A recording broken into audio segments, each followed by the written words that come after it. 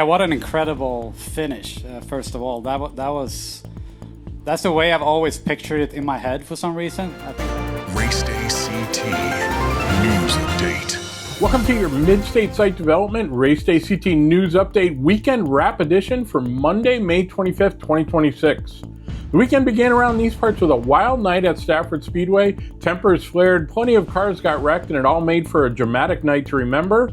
After all the dust and speedy dry had settled and the random parts were cleaned off the track, it was Marcello Refrano celebrating victory in the SK Modifieds, Nick Anglais winning the Monaco Ford SK Light Modified Double Down, Chris Meyer topping the late models, Travis Hydar getting his first win of 2026 in the limited late models, and Jason Raymond scoring victory in the street stocks. When it came to Saturday, rain proved to be the dominator of local racing. The Monaco Modified Tri-Track Series event that was scheduled for Saturday at the New London Waterford Speedway was rained out and rescheduled for June 13th. At Stafford on Saturday night, rain didn't stop a sold-out crowd from packing the place for the Tour of Destruction show.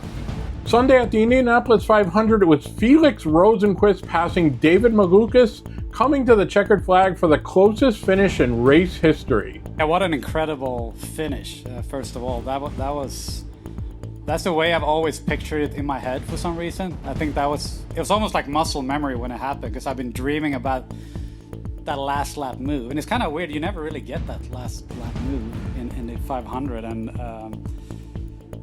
it just played out perfectly. The car was a rocket. Thank you, Maya Shank Racing and Honda, Sirius XM, all our partners.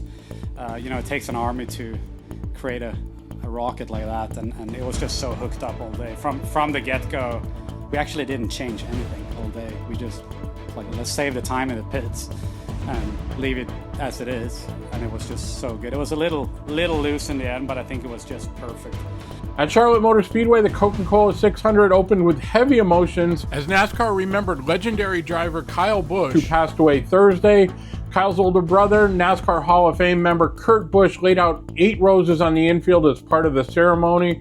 After a long night at Charlotte, it was Daniel Saurez scoring victory in the rain-shortened event. The very first thing that came to my mind was Kyle.